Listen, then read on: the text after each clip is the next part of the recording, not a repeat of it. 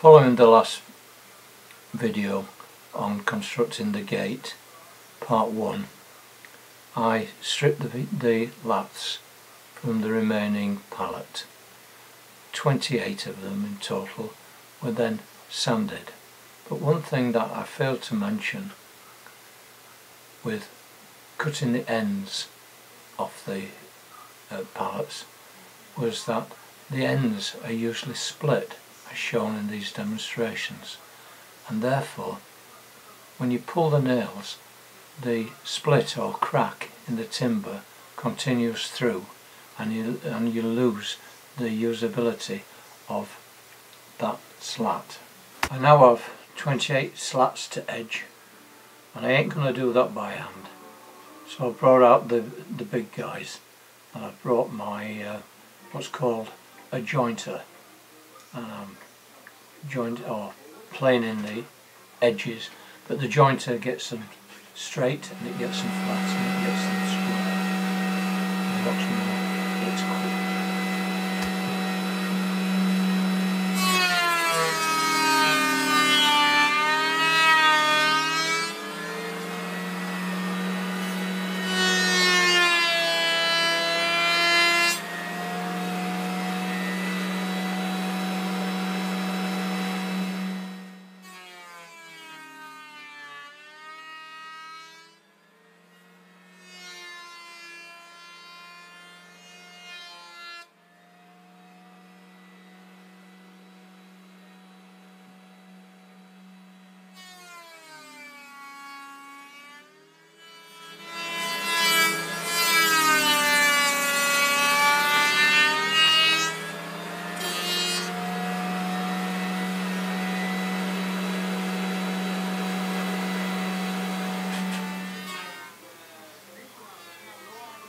Because of the poor seasoning of this timber, and there's some strange timbers you come across in pallets, you quite often go up against the grain which tears, which is what I'm looking for.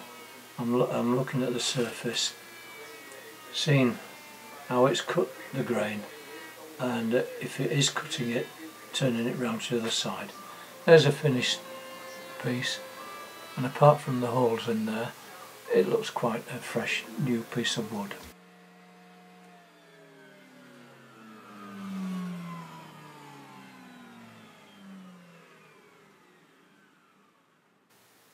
When the stiles have been surfaced, then inspect them closely and check, see which faces are the best.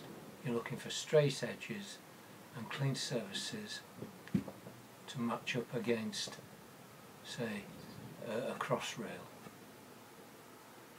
This is one of the most important jobs and is essential for setting out.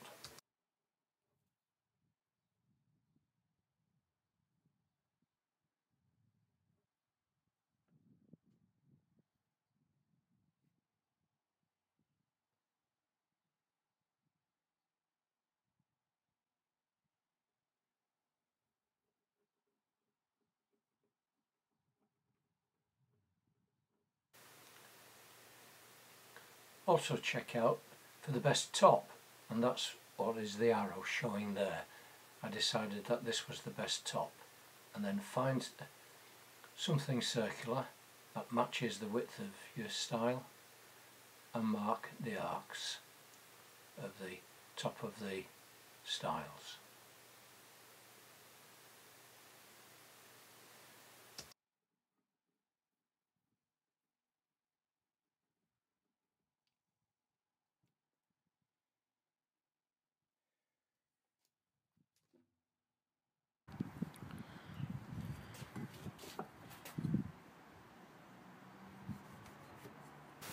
When the stiles are marked, I then also further mark them with a 45-degree angle,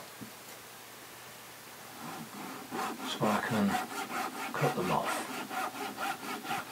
And I use a Japanese saw, which I find is quite good for this quick and easy job. They are very sharp, just got to remember that the cut on the pull back not on the push forward. You soon get used to it.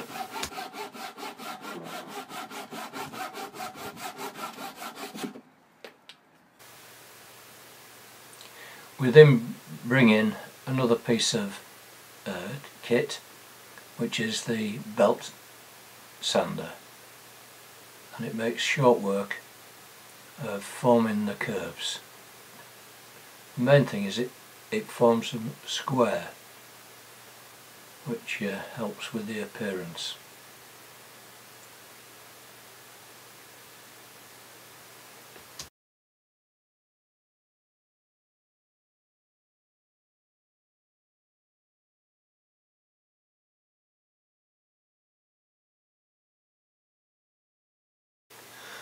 I've had this machine about 15 years now. It didn't cost a lot, and if you're doing pallets, I would think it's well worth the investment.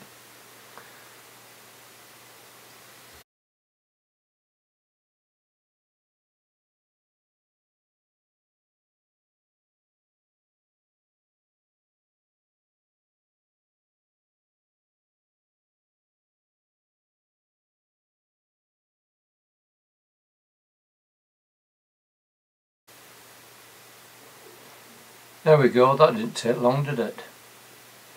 About 2 minutes, which isn't bad for one piece. With the machining done, it's now time to do a bit of setting out, and you can see the face marks that I've put on the edge there.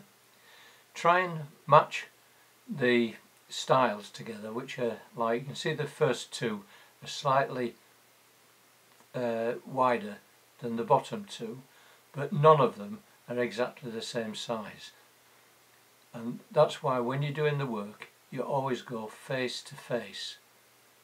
Now what I'm doing now is I'm pushing the timber hard against the wall with the round end right up against it, an immovable object. It doesn't have to be a wall as long as it's an immovable object. You push them up there, and then when you look at the other end you'll see the differences in length, so I have to straighten that. And there we are, you can see the different lengths, so we have to square them off. I did think about regularising the timber, and then I thought, well, most viewers won't have the equipment to do that, so I've continued to work with the uneven timbers, unregularised.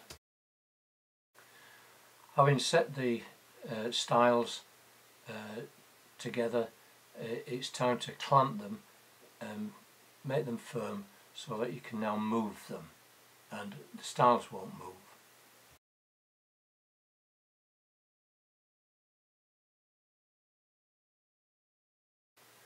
That's one end clamped.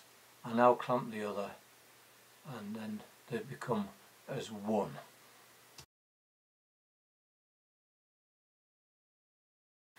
Using a set square, we can now mark the full length of the stiles. All the stiles now will be exactly the same size. We're breaking a golden rule here though, we're using the square against a non-face, but you can't have the best of both worlds.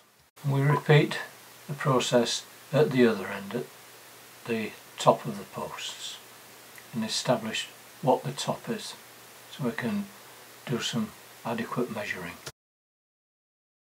This clearly shows the unevenness of the different widths of the timber.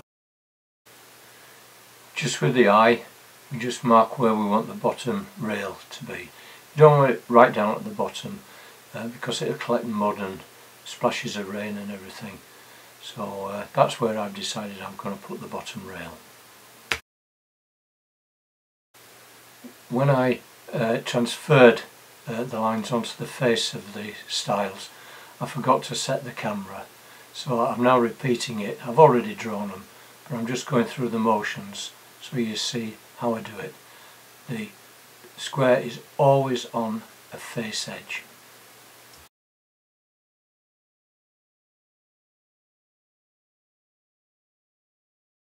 The next stage is setting out the mortises, which can be quite involved, and I'm running out of time for this video.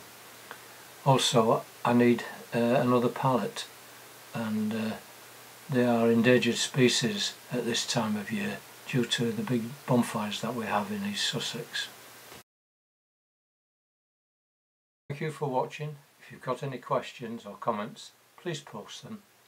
Part 3 will be on forming joints, which will be mortises. Goodbye for now. Cheers.